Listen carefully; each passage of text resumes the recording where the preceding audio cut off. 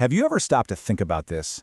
For pretty much all of human history, the idea of you, just sitting alone reading a book, well, that would have sounded like something out of a wild fantasy. The world we live in today, this world of instant information, of widespread literacy, was pretty much built on one single earth-shattering technology. So let's get into it. We're talking about the history of print and how it literally wrote our modern world into existence. So here's our roadmap. We're going to start in a world of handwritten texts and see how we got to the first printing press. Then we'll see how that press fueled a massive religious reformation and political revolutions in Europe. After that, we'll head over to India to see how print shaped its own social debates and the incredible fight for independence. It's going to be quite a journey. All right, let's kick things off. Try to picture a world with no print, a world where information moved only as fast as a person could write. See, before the printing press, a book wasn't just a book. It was a treasure, a unique piece of art. Scribes, these highly skilled artisans, would spend months, sometimes even years, copying a single manuscript. This made books unbelievably expensive. Knowledge wasn't for everyone. It was a luxury good, available only to the richest nobles and the highest ranks of the clergy. And that created a totally different way of learning. Before print, you lived in what we call an oral culture. Knowledge was a public event. You'd hear a priest read from a sacred text or listen to a storyteller narrate a folktale. It was communal. Print, though, created a reading culture. All of a sudden, you could have a quiet, personal, one-on-one conversation with the ideas of someone who might have lived centuries ago.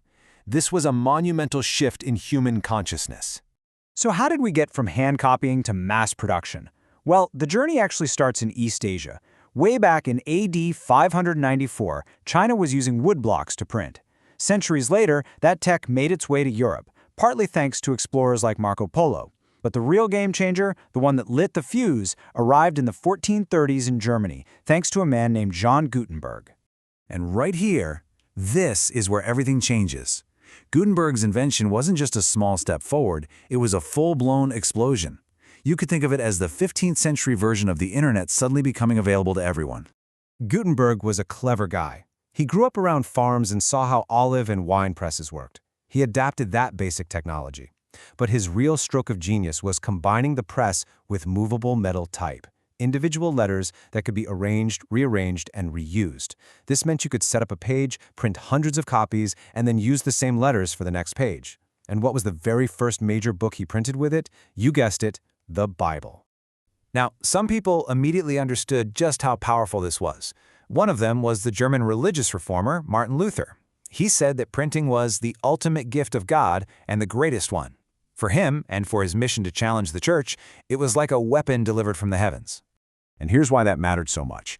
In 1517, when Luther wrote his famous 95 Theses criticizing the church, he didn't just nail a copy to a church door and hope for the best. Nope. His supporters printed it, and then they printed more. Thousands of copies spread like wildfire across Germany in just a matter of weeks. An idea went viral, 15th century style. And that spark ignited the Protestant Reformation, tearing the religious map of Europe in two. Of course, the established powers were not going to take this lying down. The Roman Catholic Church, faced with this uncontrollable flood of what they saw as dangerous ideas, fought back.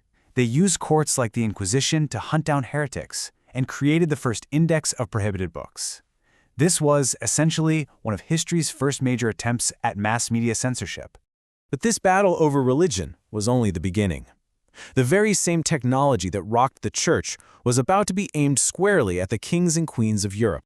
As more and more people learned to read, print created something new, a public sphere, a space for debate. The ideas of Enlightenment thinkers like Voltaire and Rousseau, who were all about reason, critical thinking, and questioning the absolute power of monarchs, could now travel far and wide.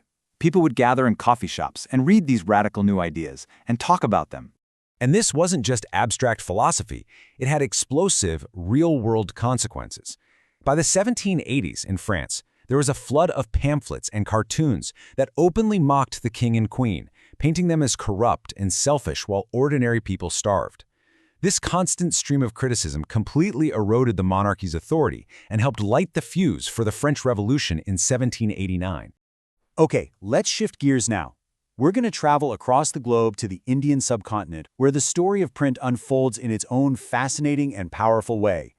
Now, before the printing press arrived, India had this ancient, incredibly sophisticated tradition of handwritten manuscripts, often on delicate materials like palm leaves. But then came print. And you can see on the right, it unleashed all these new, cheaper, popular forms of art that could comment on the rapid social changes that were happening everywhere. So when did this all kick off? The very first press landed in Goa with Portuguese missionaries back in the mid-1500s, and they started printing religious books in local languages. But a really pivotal moment came in 1780, when a man named James Augustus Hickey launched the Bengal Gazette. This was India's first real newspaper, and boy was it independent. It was famous for criticizing the colonial East India Company. And almost immediately, print became the main arena for public debate in India. Social reformers used it to argue against long-standing traditions. Thinkers like Jyotiba Phule, B.R. Ambedkar, and Periyar wrote with incredible power against caste injustice. And so importantly, women, who had often been silenced, found a platform in print to share their own stories and demand education and equal rights. And this all leads us to the final and maybe the most dramatic part of our story, the role that print played in India's long struggle for freedom from British rule. The secret weapon here was affordability. Cheap little books and pamphlets were sold at street corners and in markets, reaching people who had never been able to afford a book before. Factory workers in cities like Bombay even pulled their money to set up their own libraries. This was crucial.